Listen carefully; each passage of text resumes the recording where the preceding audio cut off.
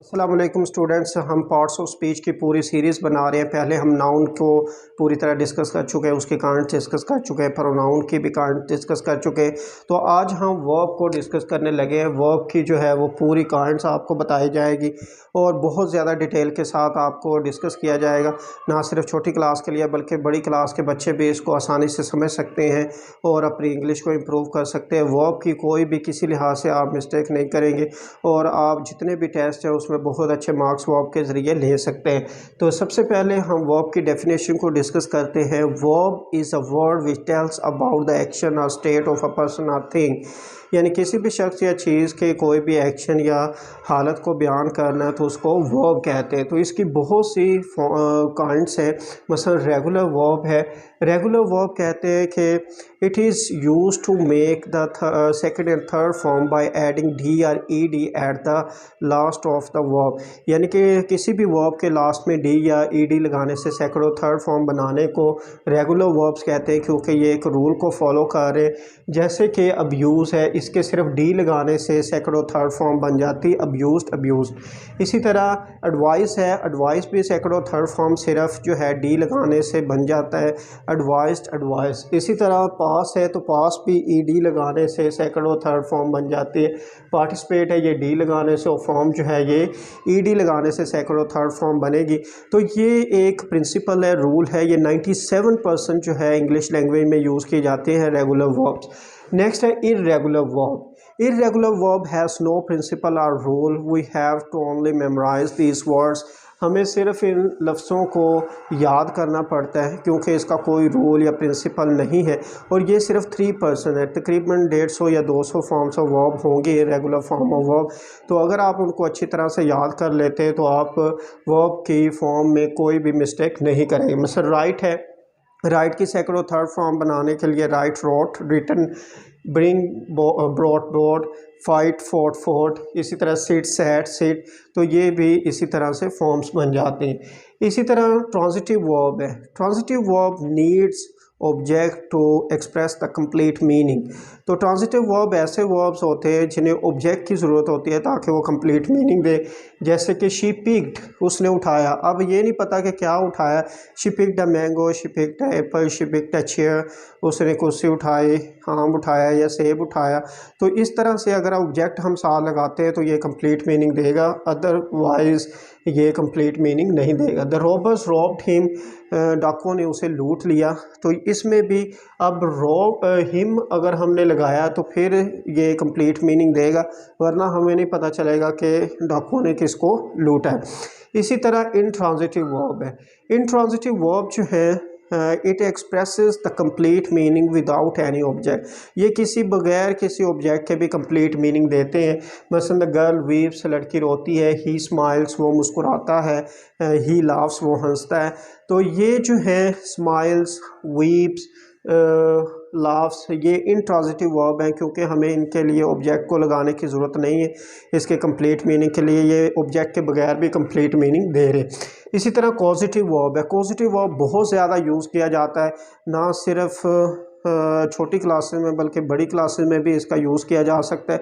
अक्सर टीचर्स भी इसको नहीं जानते होते कि पॉजिटिव वर्ब का यूज़ क्या है, लेकिन मैं आज आपको पॉजिटिव वर्ब बताने लगा हूँ। आप लोगों ने अच्छे से समझना है ताकि आप इसका यूज़ कर सकें और बाद में हम इसके ऊपर एक कंप्लीट वीडियो भी बनाएंगे ताकि आप लोगों को पॉजिटिव वर्ब का इस्तेमाल पता चल सके।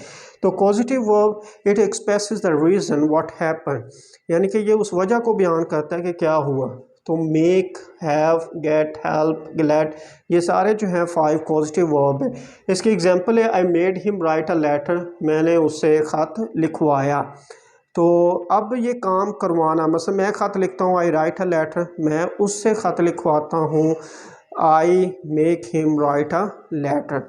तो ये प्रेजेंट में भी यूज़ होता है, पास्ट में भी यूज़ होता है, इवन के हम इम्पेरेटिव सेंटेंसेस में भी इसका यूज़ करते हैं। बहुत ज़्यादा यूज़ है, इसलिए हम इस पर एक बाद में वीडियो बनाएंगे। ऑक्सिलरीज, ऑक्सिलरीज को ऑक्सिलरी वर्ब भी कहते हैं। इट एक्सप्रेसेस द टेंस और मूड ऑफ अ सेंटेंस, ये किसी भी सेंटेंस के टेंस को या उसके मूड को ज़ाहिर करते हैं।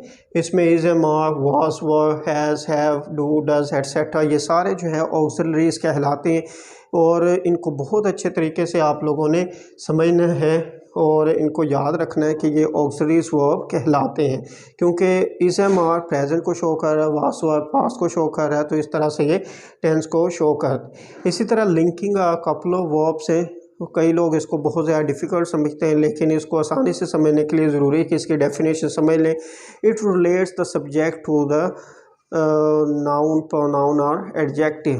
तो ये सब्जेक्ट को किसी नाउन, प्रोनाउन या एडजेक्टिव के साथ मिलाता है।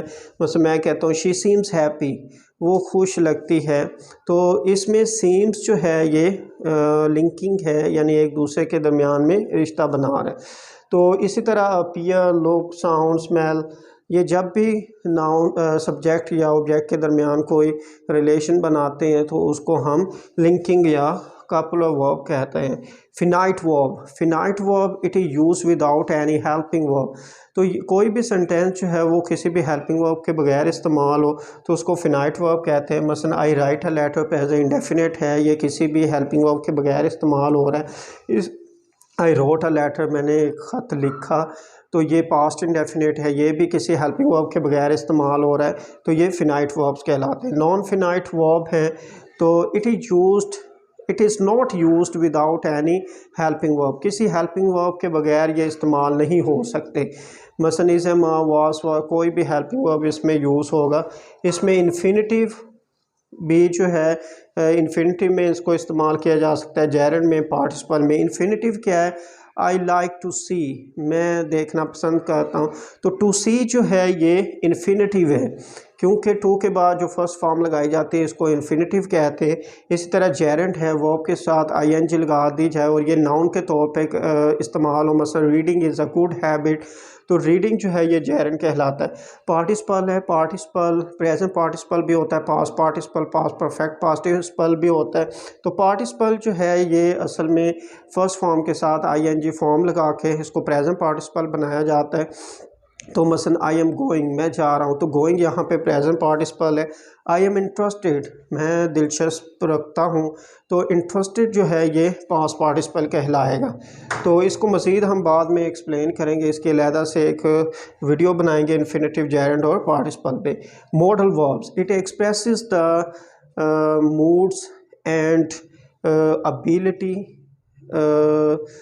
पॉसिबिलिटी एंड ऑब्लिगेशन, यानी कोई भी सेंटेंस ऐसा है जिसमें कोई अहलियत को, कोई इम्कान को या फ़र्ज़ को बयान किया गया, उसको मॉडल वर्ब्स कह रहे हैं।